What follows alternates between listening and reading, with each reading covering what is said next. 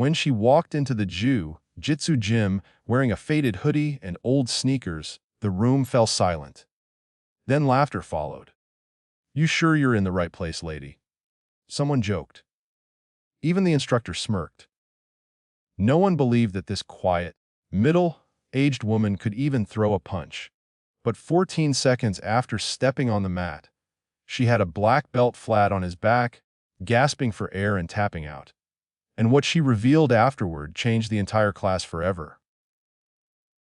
Hey everyone, welcome back to Tales and Turns, the channel where ordinary people face extraordinary moments.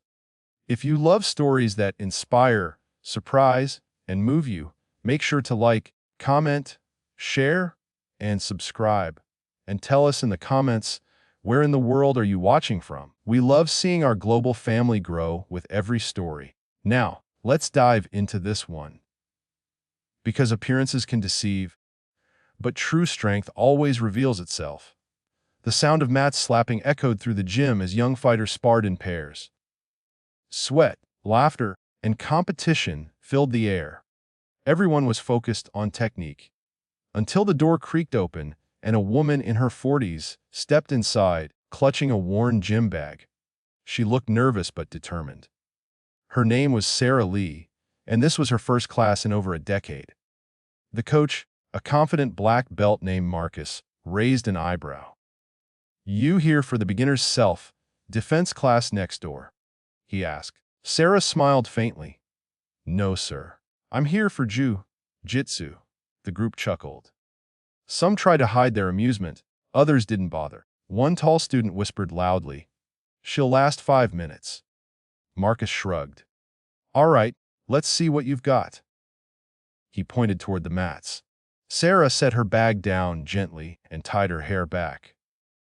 Her clothes weren't branded, her belt was white, and her movements seemed unsure, until she bowed and stepped forward with a quiet grace that no one noticed yet. As drills began, Sarah followed every command with precision. Her posture was perfect, her breathing calm. Still, the snickers continued. "Hey, maybe she's someone's mom trying to get fit." One joked. She ignored them. Years ago, before anyone in that room even started training, Sarah had been a national champion in Jiu Jitsu. But after losing her husband in a car accident, she walked away from competition to raise her son alone.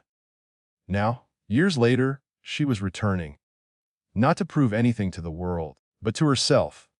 When the coach called for live sparring rounds, Marcus decided to test her. "All right," he said, stretching his neck, "you and me. Let's see what you remember." The students grinned. This was going to be fun. Sarah bowed respectfully, and the timer beeped. The match began. Marcus lunged forward, confident and aggressive. Sarah didn't resist, she flowed. One step, one pivot, and in a blur of movement, she slipped under his arm, swept his leg, and had him pinned in a choke before anyone even realized what happened. 14 seconds. The room went dead silent except for the sound of Marcus tapping the mat. When she released him, Marcus sat up, stunned. "Where did you learn that?" he asked breathlessly. Sarah smiled humbly. "Here and there," she said. But one of the older students recognized the technique, an advanced transition only black belts knew. "Wait," he said, eyes wide. "You're not that Sarah Lee, are you?"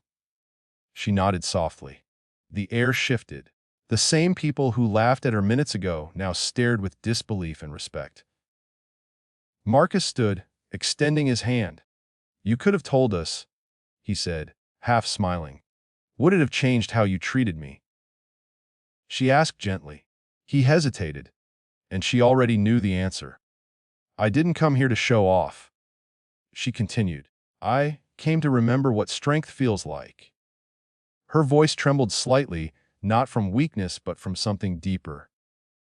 Years of grief, resilience, and quiet courage. The class listened, every face humbled.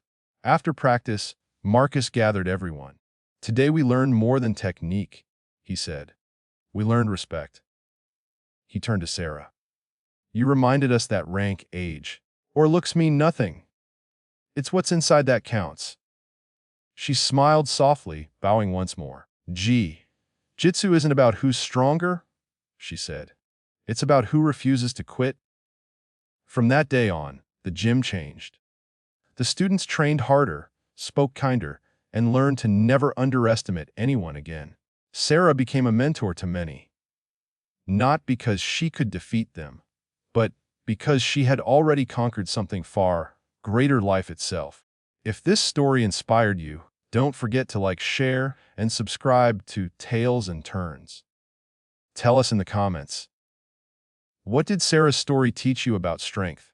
And remember, the strongest people aren't always the loudest. Sometimes they're the quiet ones who've already fought their toughest battles and are still standing.